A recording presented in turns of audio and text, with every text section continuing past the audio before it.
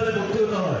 এমন একটা অবস্থা আমাদের হসপিটালে গিয়ে এই যে সরকারের আন্দোলন এগুলাতে যে চিকিৎসা দিব সেই টাকাটাও আমাদের পকেটে নাই। তো এমন পরিস্থিতিতে তরুণদের যদি আপনি এমন একটা জায়গায় নিয়ে যান যেখানে তাদের যেটা শেখ হাসিনা নিয়ে গিয়েছিল যে আমরা কথা বলতে পারি না, কথা বললে রাজাকার বইলা হলো জেলে নিয়ে যেত, নামাজ পড়লে সিঁড়ির বইলা নিয়ে যেত।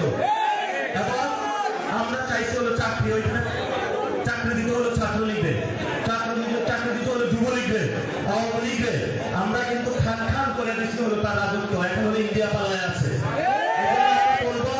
বাংলাদেশের সবচেয়ে জঘন্য একটা কর্মকাণ্ড শুরু হয়েছে, প্রশাসনের হলো দলীয় লোক দেওয়া। এবং প্রশাসনে যেটা হচ্ছে বাংলাদেশ ব্যাংকে একজন সিলেটের ব্যবসায়ীকে বসায় দিচ্ছে। দেখেন না আপনারা বিভিন্ন জায়গায় এই যে দুদক, যে দুদকের মধ্য দিয়ে কালো বিড়ালগুলো আপনারা ইতিহাস জানেন, বিভিন্ন জায়গায় দুর্নীতি করেছে, তাদেরকে ধরতে সব গ্যাংস্টার আমাদের মালয়েশিয়া পালায় ছিল, থাইল্যান্ড পালায় ছিল, বিভিন্ন রাষ্ট্রের নেপালে পালায় ছিল, এগুলো সবগুলো এখন দেশের ভিতরে ঢুকছে। আমরা এই নতুন বাংলাদেশেও তাদেরকে আসলে চাই না। কারণ আপনি যদি করতে হয় আপনি হেদায়েতের পথে আসতে হবে। যদি হেদায়েতের পথে না আসতে পারেন, আমরা প্রতিদিন তাবলীগের পরে আপনার তাবলীগের মতো করে আপনার ঘরে যাব, হেদায়েতের দাওয়াত দেব। আল্লাহ রাস্তায় চাঁদাবাজি বন্ধ করেন, আল্লাহ রাস্তায় দুর্নীতি বন্ধ করেন, আল্লাহ রাস্তায় আপনার সন্ত্রাসী কাজগুলো বন্ধ করেন।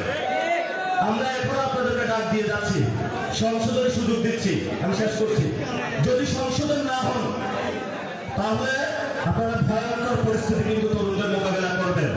এখন আমরা কথা বলছি কিন্তু সামনে কিন্তু আমরা কথা বলবো না।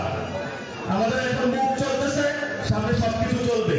আমাদের হয়তো মৃত্যু অথবা নতুন বাংলাদেশ গঠন, এক চুলোতে এটা থেকে আমাদেরকে সরাইতে পারবে না। কারণ আমরা এক আল্লাহ ছাড়া কাউকে ভয় পাই না। এটাই হলো আমাদের জীবনের যিনি রিজিক দাতা, মালিক দাতা, ওনাকে ছাড়া আমরা কাউকে ভয় পাই না, কাউকে আমাদের গুলার টাইম নাই।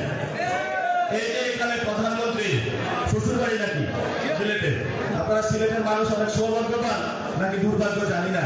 আমি রাস্তা দিয়ে আসতেছিলাম, পিঠ টিপ গাঁট আর সবকিছু মাথা ব্যথা ব্যথা হয়ে গেছে। আপনারা চলাফেরা করেন কেমনে? রাস্তার এত বেহাল দশা, এগুলো কি ঠিক হবে না? এটা সিলেটের সাংবাদিক ভাইরা, আপনারা একটু রাস্তাগুলো দেখাইবেন মিডিয়ার মাধ্যমে। এত বাজে অবস্থা রাস্তার, যেমন যা পকেটে টাকা আছে হলে বিমান দিয়ে হলো এয়ারপোর্টে নিয়ে উত্তরা থেকে হলো ঢাকাতে কাজকর্ম করে। তো যে মানুষটা এখানে গরিব, যার পকেটে টাকা নাই, শ্রমিক, ওনার যদি ওয়াইফ অসুস্থ হয় তাহলে কিভাবে ঢাকায় নিয়ে যাবে? ওটা যাইতে চাইতে হলো দেরি হয়ে যাবে। এই পরিস্থিতি আমরা চাই না, এটা উন্নয়ন করতে চাই। লাস্ট দুইটা কথা, আমাকে কালকে একজন মা ফোন দিল, বললো যে ওনার দুইটা ছোট বাচ্চা আছে এবং রাতের বেলা হলো উনি ঘুমায় না। বললাম কি হয়েছে?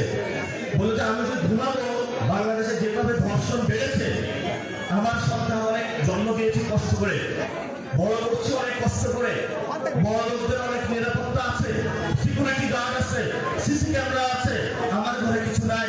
কোন সময় আমার সন্তানকে নিয়ে ধর্ষণ করে দেয়। আগে হলো শুনতাম বিভিন্ন পোলাপানকে নিয়ে গুম করে ফেলতো, খুন করে ফেলতো। এখন একটা অসভ্য জগৎ এসেছে যেখানে হলো আমাদের সন্তানদের কোনো নিরাপত্তা নাই, রাতের বেলা নিয়ে ধর্ষণ করে ফেলে। এটা ইয়ামে চাকরিয়াদের থেকে খারাপের দিকে যাচ্ছি আমরা। আমরা সরকারকে অনুরোধ জানাবো, বাংলাদেশে ধর্ষণ বন্ধ করেন, মা বোনদের নিরাপত্তা দিন। এবং মা বোনদের যদি নিরাপত্তা না দিতে পারেন তাহলে নিজের ঘরে যে সন্তান আছে তাকে প্রশ্ন করুন যে কিভাবে নিরাপত্তা দিব, তুমি আমাকে সাজেশন দাও। এই জন্য আমরা বলবো, নতুন বাংলাদেশে আমরা এগুলো চাই না। আমরা কি সুন্দর বাংলাদেশ চাই যেখানে আমরা সবাই মিলেমিশে থাকবো। একসাথে আন্দোলন করেছিলাম, জামায়াত ইসলামী ছিল, বিএনপি ছিল, সবাই ছিল। এখন সবাই সমস্যাটা হচ্ছে কি? এখন তাহলে মাফিয়া গ্যাংস্টার চাঁদাবাজি এগুলো কই থেকে আসে? এগুলো বন্ধ করতে হবে ভাই, আল্লাহ আপনারা। আমরা তরুণ প্রজন্ম যেই দলের হোক, আমরা আপনাদেরকে ছাড় দিব না ইনশাআল্লাহ, এক চুল পরিবারও ছাড় দিব না। সবাই ভালো থাকবেন, দোয়া করবেন, ইনশাআল্লাহ সিলেটবাসী জয় হবে।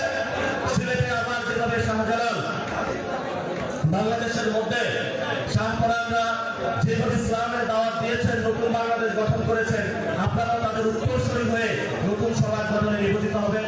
সবাই ভালো থাকবেন। আসসালামু আলাইকুম ওয়া রাহমাতুল্লাহি ওয়া বারাকাতুহু।